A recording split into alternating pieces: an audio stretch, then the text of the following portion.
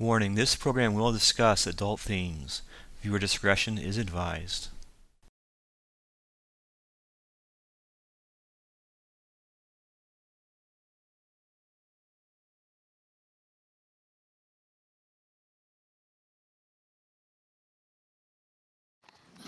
Good morning. I have the privilege of introducing our first speaker this morning.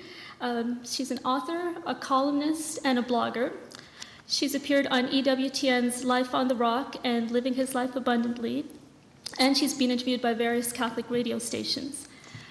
I had the privilege of joining her yesterday on a 10-hour drive down from Toronto to Maryland, during which I learned that in addition to writing on topics related to sexual authenticity, she also likes to write science fiction and horror stories. And one of her favorite saints is Saint Christina the Astonishing. I hadn't heard of Saint Christina the Astonishing, but the title does sound intriguing. Anyway, without further ado, here she is, Melinda Selmys.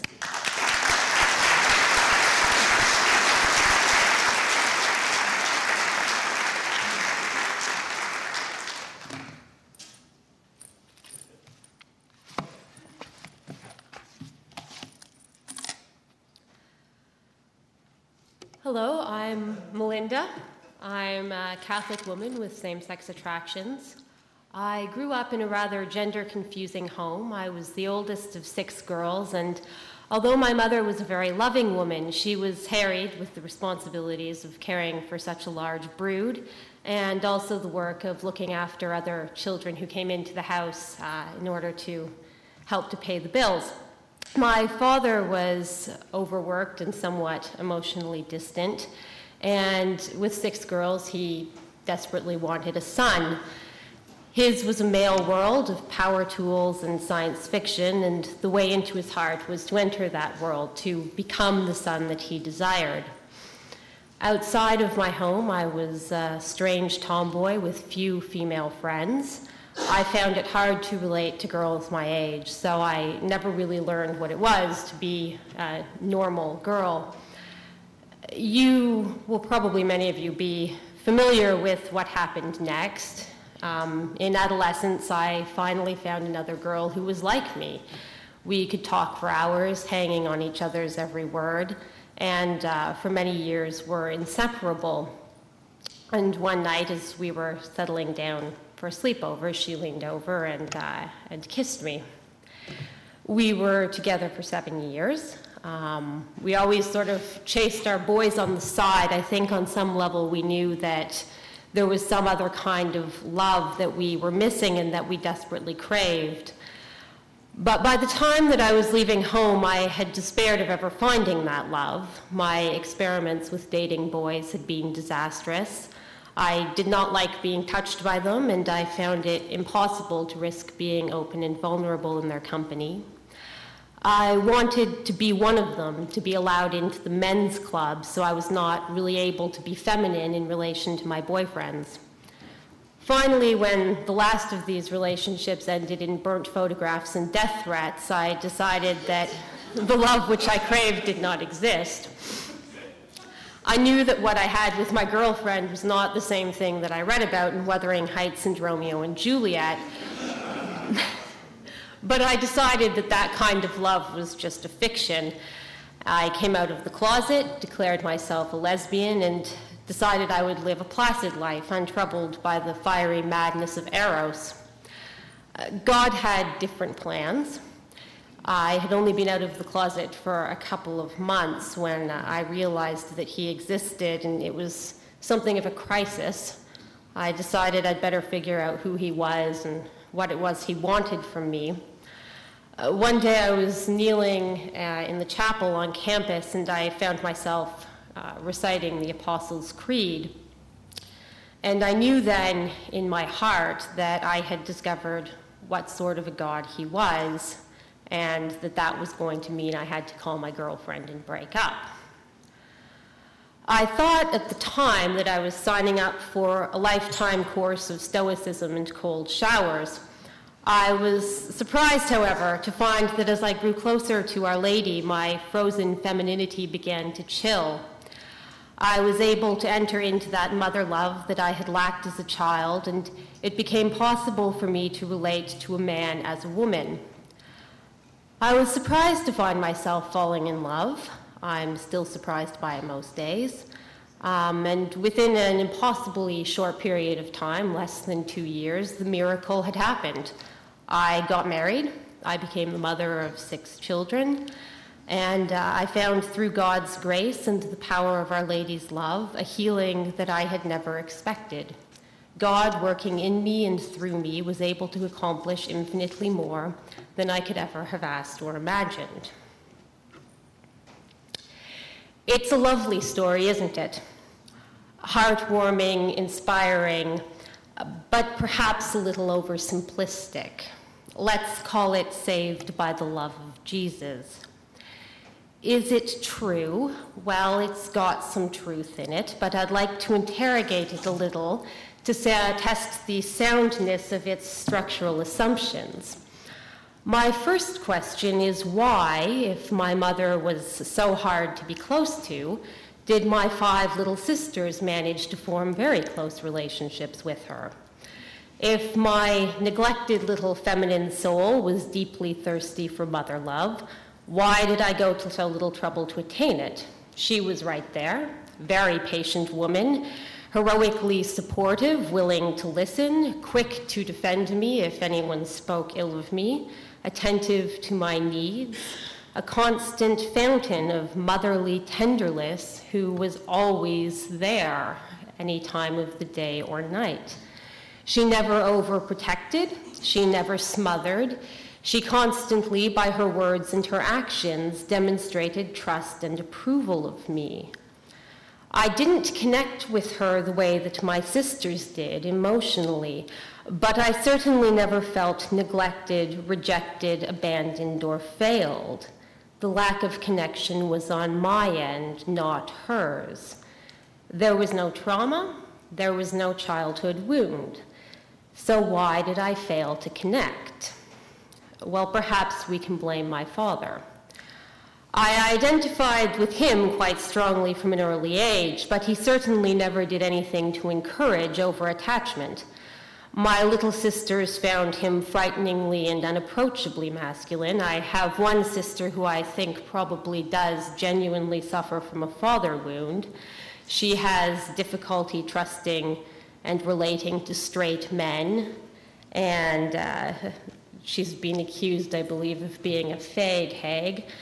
And it's clearly because of this deep emotional rift. At various times, she's expressed a desire to be a lesbian, but she just isn't attracted to women, so it doesn't work out.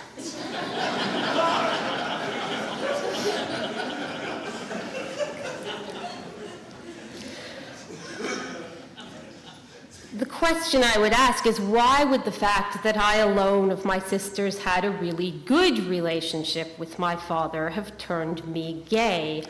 Are we honestly suggesting that radial arm saws and Isaac Asimov are deadly forms of psychic poison that can permanently blight the psychosexual development of little girls? Is my essential femininity, as it was made by God in the beginning, so fragile that it could be radically perverted by helping my father to build a deck? So what about those same-sex friends I never had? Well, I had them, not many, but there were always other outcasts and losers to hang out with. I was unpopular because I could not feign interest in the shallow, stereotypical gender tropes on offer in the schoolyard. I'm not particularly willing to entertain the notion that I became a lesbian because I had a Barbie wound.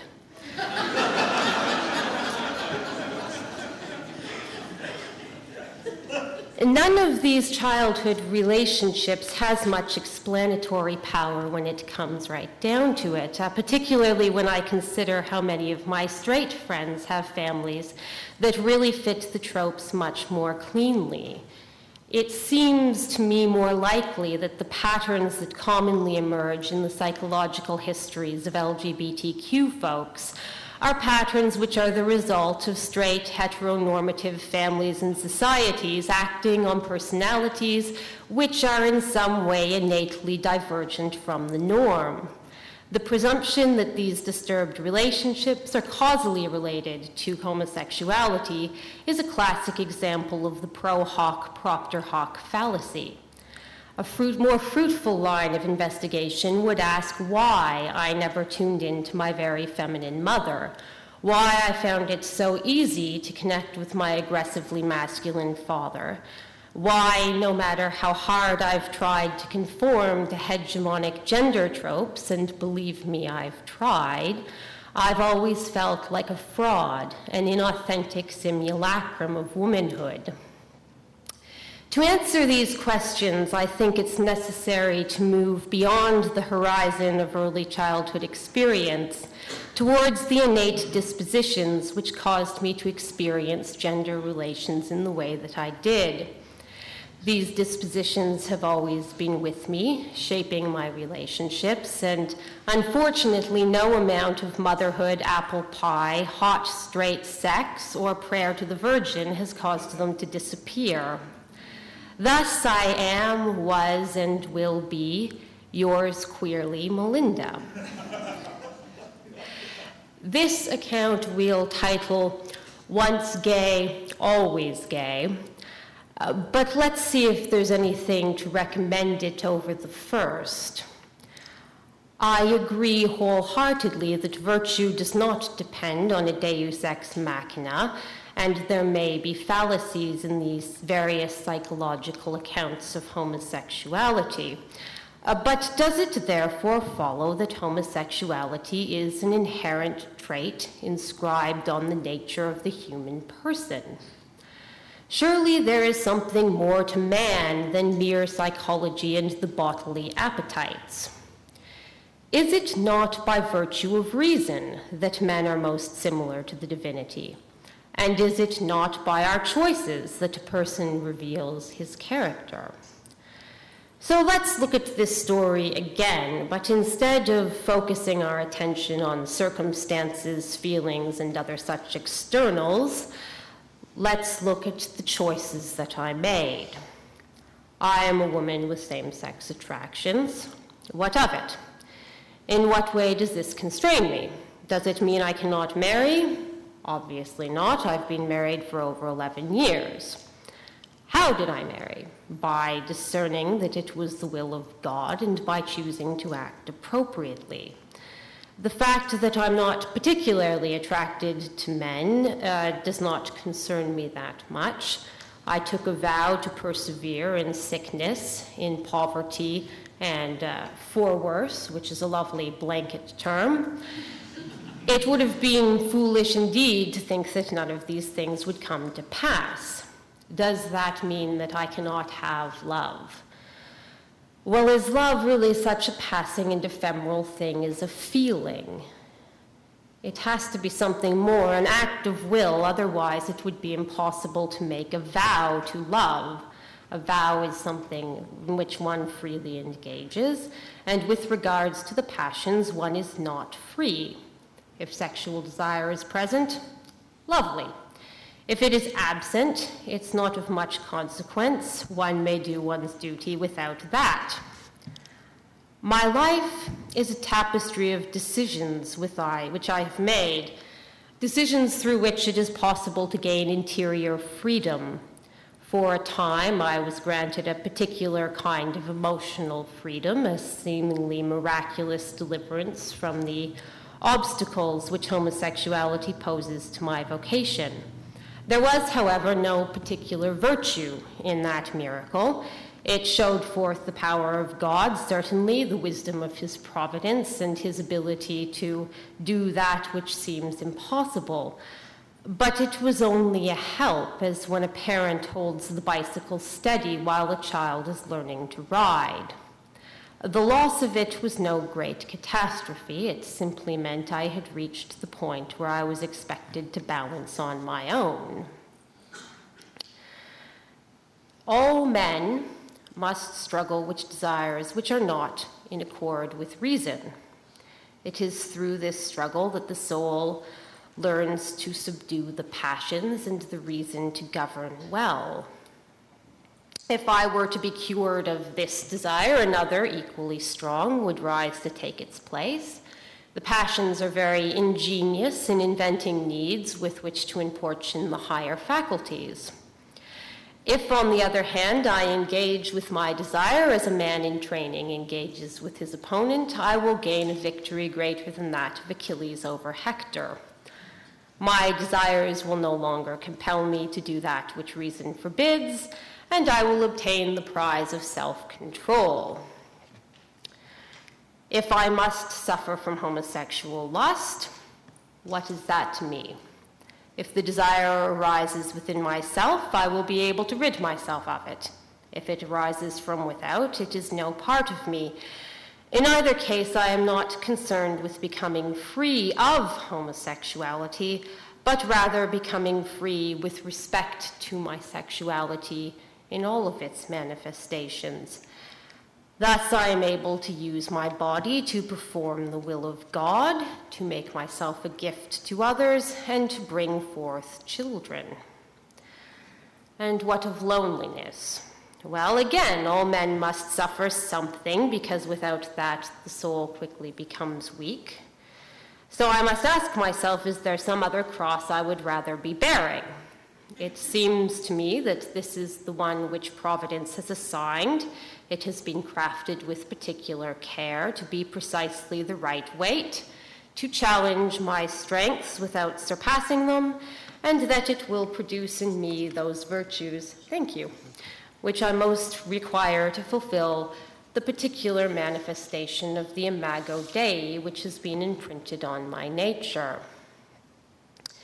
It is necessary to the development of my soul to go through periods of darkness and also periods of plenitude and of comfort, but it is up to God to decide when these will come. There is no good to be had in complaining that the task is difficult. It is the task that I have been set, and my purpose is to accomplish it. There is also no reason why I should expect that every particular form of pleasure should be set before me at the banquet of life. If my eyes stray towards those which have been granted to others, I should return them to my own place at the table. There is plenty of good in the life that has been given to me, and if I cultivate those, I will be happy. If I'm granted the pleasure of being in love, then I should enjoy it in accord with, of course, right reason. But if I'm denied it, or it is taken from me from a time, why should I lament? When I have good wines, fine cheese, I enjoy it. But when I don't have them, I'm not upset. Simple foods will suffice and can be enjoyed with equal relish, provided I don't allow longing or covetousness to interfere with the joy of those goods which are actually present. My identity is a task. I undertake it to become the person that God intends for me to be, and I do so with perseverance, indifferent to the obstacles which life places before me, so that at last I may become truly myself, joyful, untroubled, beautiful before God. I think I'll title that one Brain in a Vat. I love Stoicism. I've always been deeply attracted by the idea that I could, with sufficient effort, rule my entire personality under the iron fist of reason. I will not deny that it's possible to perform great and at times even superhuman feats of the will if one is sufficiently dedicated to manly virtue and rational contempt for sensual and emotional pleasures. The problem is that this is not Christianity. It's a very powerful tool for producing the appearance of virtue under the aegis of pride, and as such, it's ultimately doomed to failure. God will generally, sooner or later, allow the passions to rise up in armed resistance and overthrow the higher man to teach him some humility. Then I have to accept the hard swallow that I am in fact an incarnate being, that even my most exalted faculties stand in need of salvation, and that I am not the sole autonomous ruler of my own heart.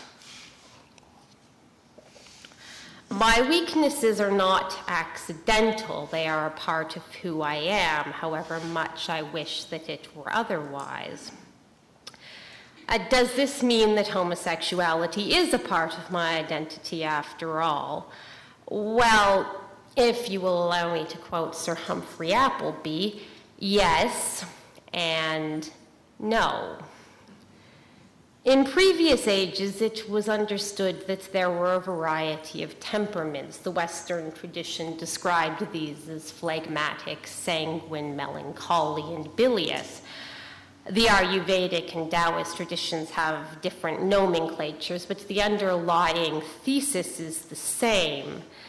The temperaments describe differences between men with respect to their physical and psychological makeup, and it was generally acknowledged that different types were more prone to particular psychospiritual ailments. To say that I am gay, that homosexuality as such is essential to my nature, is to make a category error.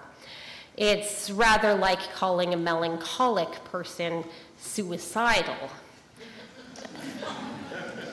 Melancholic personalities are often besieged by inclinations to self-slaughter, but suicide is not the predominant or defining characteristic of the melancholic type. There are also sensitivities, artistic interests, and other aspects of the personality which we might consider more important. It just happens that suicide is one of the demons that lurks within that particular psychological landscape. I believe the same can be said of homosexuality. It's often noted that people with SSA often have characteristics in common which have really nothing to do with being attracted to members of the same sex.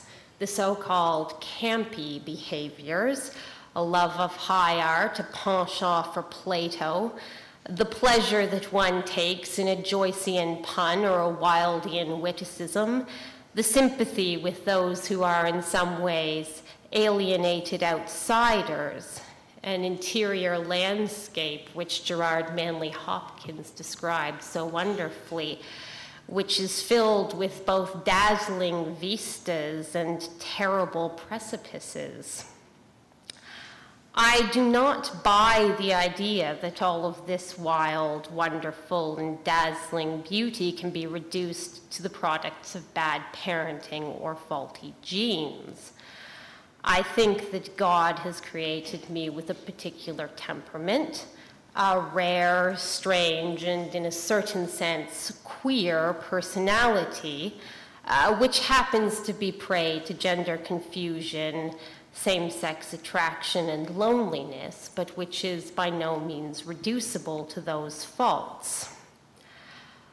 I think that this is where the confusion in the culture wars arises. You have, on the one hand, those who reject the act of homosexuality, but who then tend to promulgate very confining gender roles in the hopes of preventing people from slip-sliding down the slippery slope of queerdom towards gay sex. On the other hand, you have people who fully recognize the legitimacy of human diversity, but whose grasp of moral law is a little on the shady side. This puts people like me in a bit of a psychological bind, told that we must either alter our personalities or engage in acts which we know to be immoral. Both of these options serves a dualistic misconception of the person. The first sees the body and the psyche as raw material to be freely acted upon either by the will or by qualified experts to bring about a sort of cookie-cutter sanctity. The other sees the rational and spiritual part of man as the manifestations of a socially constructed and overbearing superego, which wants to inflict the person with all sorts of needless shame and guilt. Neither really seeks to bring about a harmonious integration of the authentic personality with the objective moral law, which is what chastity is really all about. I'm going to call that module "What I Do Is Me, For That I Came." We now have 4 different versions of the truth, and by now people are probably wondering whether I intend to come to any kind of a point or whether I'm just going to go on second-guessing myself indefinitely. I do have a purpose in all of this, and that's to raise a discussion about the role and the power of narrative. This is a concept which those of you who are in any way involved in academia are probably aware of. A lot of undergraduates are very enamored with it and use it in ways which are potentially obnoxious and sophistical. But I would like to give a Christian understanding of what narrative is and of the role that it plays within the spiritual life. So for those of you who are not familiar with the idea, a narrative is a story or a hermeneutic that a person brings to a very complex text in order to give shape and coherence to a variegated pool of information. So let's look, for example, at the data contained in Shakespeare's Hamlet. Every high school student learns the art of imposing a simple interpretation on this huge mass of words. You formulate a thesis. Hamlet's downfall is caused by procrastination is a classic favorite. And you find quotations within the text that support the theory. Of course, other interpretations are possible. We could argue that Hamlet's downfall is caused by cowardice, by superstition, by an inability to navigate the transitions from childhood to adulthood. We could say he's a victim of circumstance. His mother's callous disregard for the legitimate sensitivities and rights of her son dooms him from the outset. We could probably, if we really wanted to, argue that the whole thing is because he was suffering from internalized homophobia. I'm sure if you consult high school students, that's a popular essay, or high school teachers, that's possibly a... Take a drink of water. Popular essay topic at the moment. All of these interpretations are potentially borne out by the text. None of them is true in the sense of being the one objective moral of the play, but all of them are true in the sense that they're potentially valid, more or less valid, methods of approaching what Shakespeare wrote. And Shakespeare's genius and the popularity of this work lies in the fact that it is possible to derive so many different narratives from the same text, and so it can be reinterpreted and reinterpreted and reinterpreted on the stage. Now, Hamlet can be performed in its entirety in under 4 hours, and although it was penned by one of the great literary geniuses of the English world, it is only the work of a man. The story of a human life takes, on average in this culture, about 80 years to perform, and it is conceived and authored by the Lord God Almighty, creator of heaven and earth. So we can expect a little more complexity. This means that when we are trying to come to grips with our own experience, it's helpful to be conscious of the fact that we can't even begin to interpret and understand our life as a whole. Whatever the real story is, it's a scintillating masterpiece of brilliance which will put to shame even the most exalted human works, as daylight doth a lamp. Our true identities, our complete selves, are wonderful beyond our wildest imagination, but we can't see them from this vantage point. Only when we behold the face of Christ and see ourselves reflected in his eyes will we truly know who we are. Until then, we are stuck with the best that we can come up with. partial truths, educated guesses, mysterious intimations. We are the imago Dei, the image of a mysterious God, and therefore somewhat of a mystery to ourselves. So narrative is a tool that we use to understand our experience in the meantime. It's a means of taking an overwhelming amount of information about our lives and of imposing form and order onto it. And these stories are not arbitrary. They're not made up in the sense of being delusional, but they are synthetic.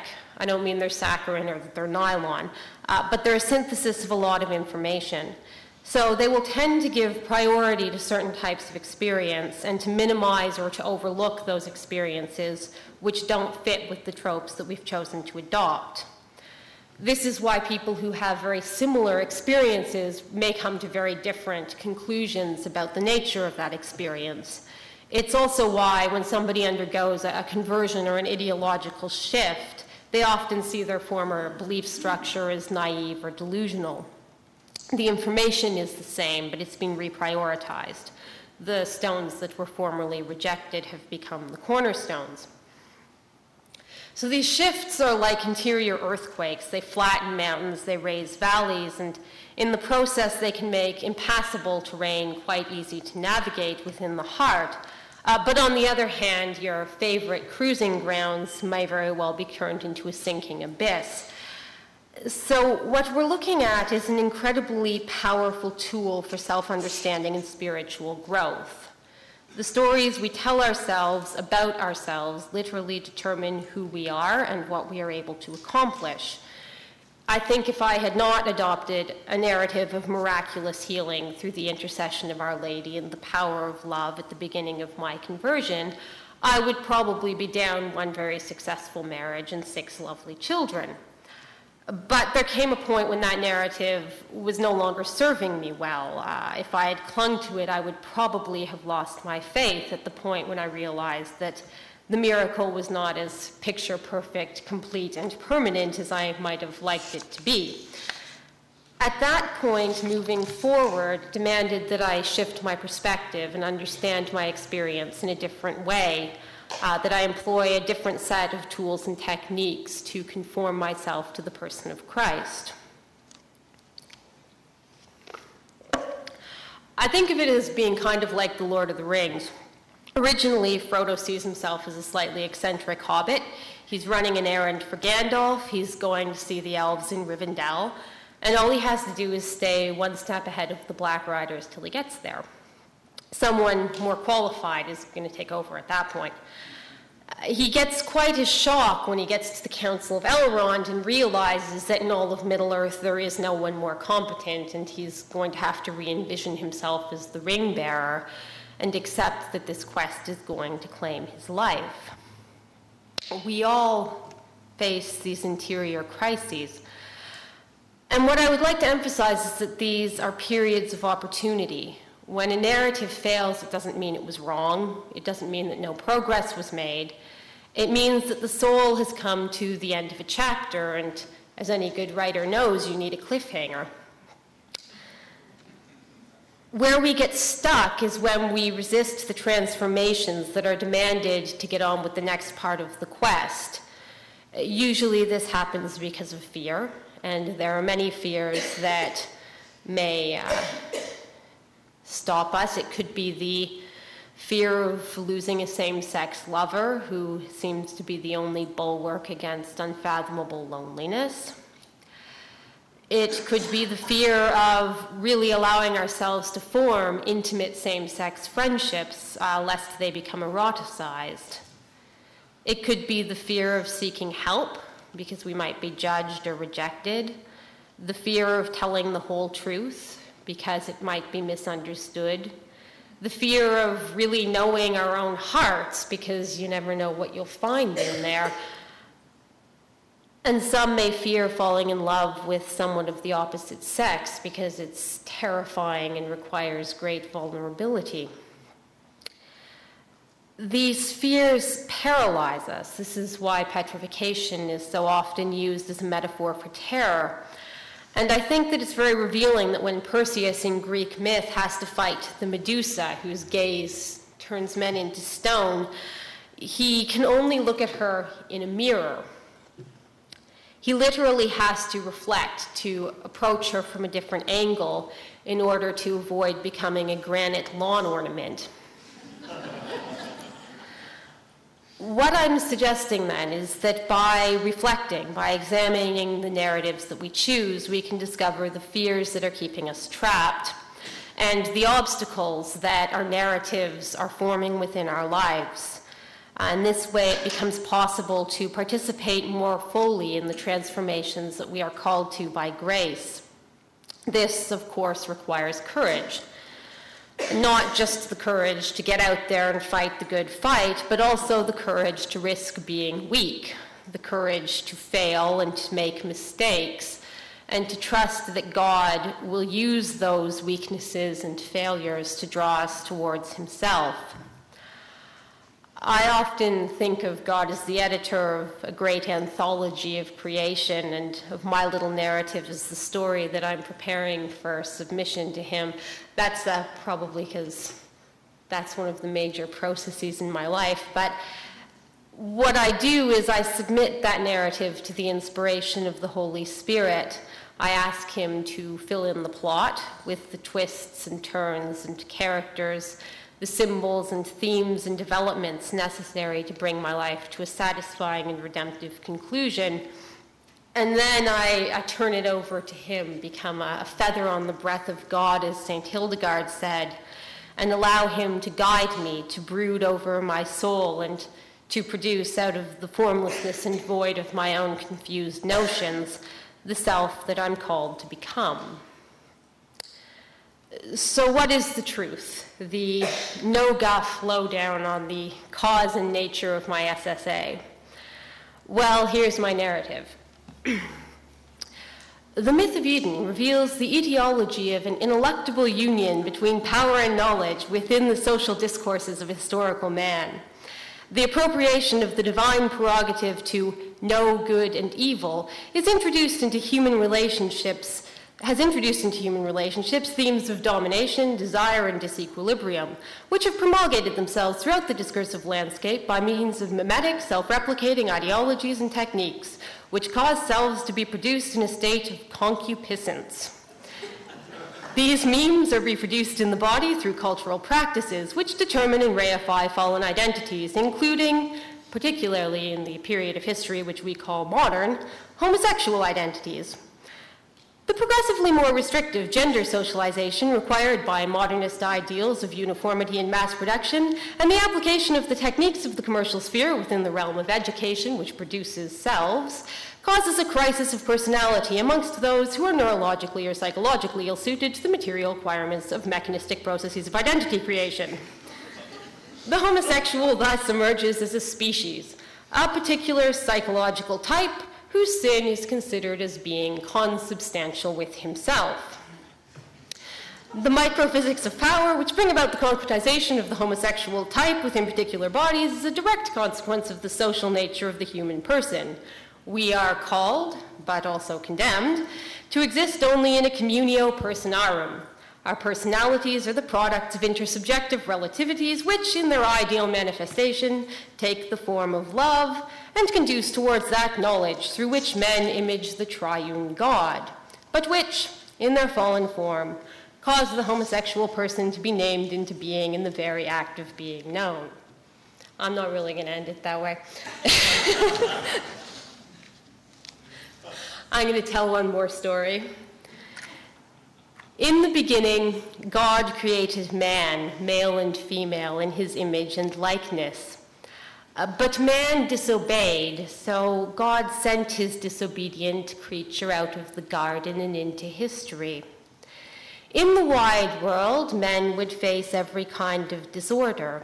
Disorders of the mind and of the spirit, disorders of the body and of the heart, blindness, pain, rage, terror, abdominal gas, halitosis, spontaneous erections, grief, death, and in the end of time, Armageddon. There was no way for man to take back what he had done.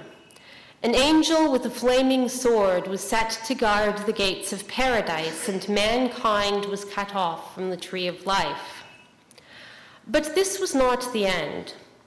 In the fullness of time, God caused a new tree to spring up, a tree of life in death. He watered it with his blood and hung his body upon it as the first fruit of the new creation. He called all men to eat of this fruit and live. So now every Easter the church cries out, "O happy fault, O happy sin of Adam that has earned for us such a Redeemer." That happy fault, the original sin, contained within it the seeds of every personal sin. And in turn, every personal sin is an echo of the fault which won for us the blood of the Lamb. So why am I a homosexual? Did I sin, or did my parents sin that I became this way? Or was it so that the glory of God could be manifest in me? My dear friends, our homosexuality, our loneliness, our thwarted hopes, our insecurities, and our frustrations are but the shadows of that dark night which St. John of the Cross described, more loving than the rising sun, which joined the lover to the beloved one, transforming each of them into the other. Those of you who are celibate, and those of us who taste the frustrations for broken eros within marriage, are not deprived of true love. We are not deprived of the spousal meaning of the body. We bear witness to it by revealing to the world that the erotic love between a man and a woman is not the summum bonum. It is not the highest form of love or the end of human life. It is merely a sign which points beyond itself towards the eschatological horizon, the heavenly banquet, the marriage feast of the Lamb. Not one of us is deprived of this, the greatest love story, the romance of history, and the only fairy tale that will ever end happily ever after. So I say to you, you are not accursed, you are not forsaken, you are not abandoned. Blessed are you, for you shall be espoused of God. The end.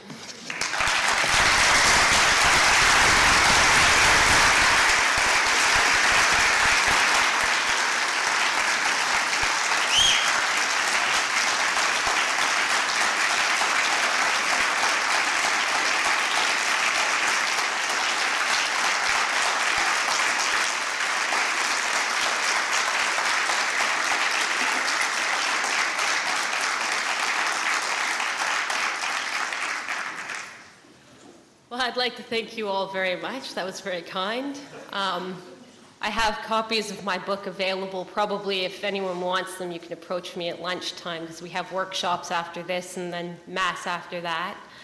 And I believe that it is now question time. Well, we got a little bit late start. We'll do a little bit of time for questions here. We plan to start the next session at 10:15. So we'll do about 5 to 10 minutes of questions. Please speak up loud if you have a question. Raise your hand. Way at the top. Did you say you had 5 children? 6. Are you currently married to a man? I am currently married. Oh yes, to a man, and he's one of a kind. Any boys? I have 3 boys and 3 girls. Some other questions? Your father? As I start to read the literature, I hear about this thing of avoiding using homosexual as a noun, and I'm trying to learn all the linguistic gymnastics to be able to do that.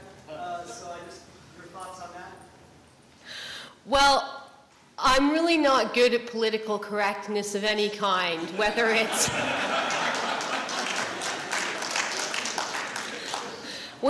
the liberal political correctness or the conservative political correctness. So I may not be the best person to ask that question. Yes?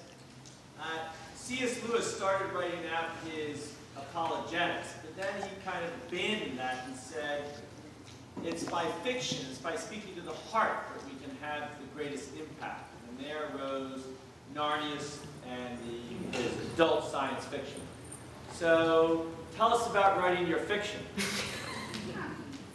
Well, when I get time for it, I find that the whole process of creating characters and creating worlds is actually a wonderful way of sort of getting a little bit of insight into the way that God perhaps feels about or loves us. Obviously, it's completely analogical, but there's a sense in which you very much love your characters even when they're being complete idiots, and you don't say, oh, well, I'm going to write you out of the script unless it becomes absolutely necessary.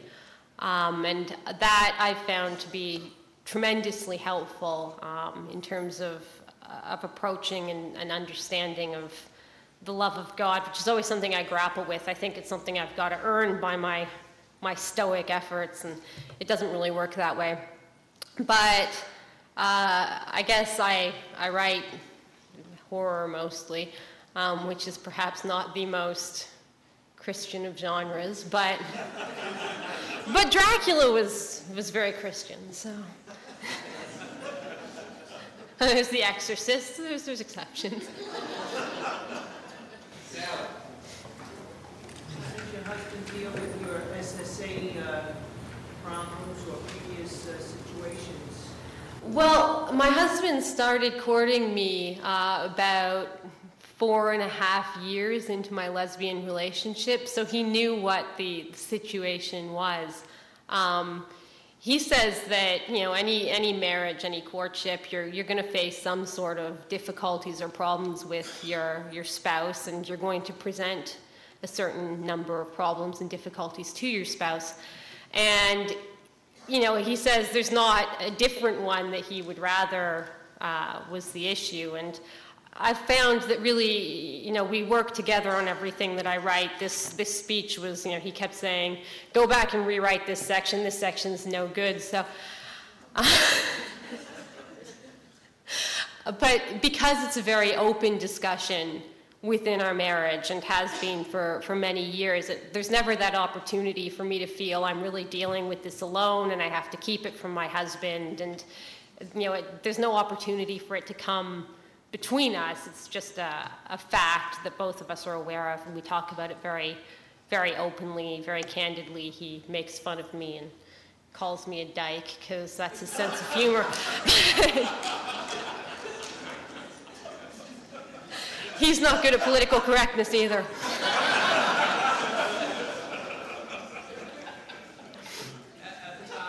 The blue shirt. Well, you partly explained the answer to my question, but isn't there a certain element of authenticity missing in your marriage vow if it is, as I understand it, primarily an intellectual and faith decision you made to be a married woman, married to a man, having children, living a sort of happy family, stereotype, good Catholic woman with 6 children. And yet underlying this, you're attracted to women. So, how many people can make that kind of purely intellectual decision? Well, I always joke that there's a Platonist gene.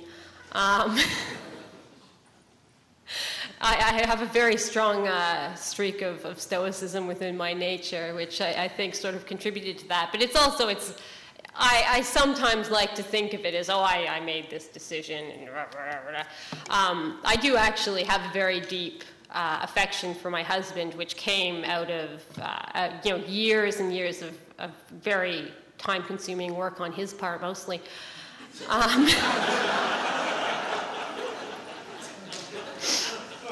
I've reciprocated in the long run, but for the first few years, he was working to get me to fall in love with him, and I did actually have a falling in love experience. It wasn't this total brain in a vat ideal that I would sometimes like to pretend it is. And I'm not attracted to men.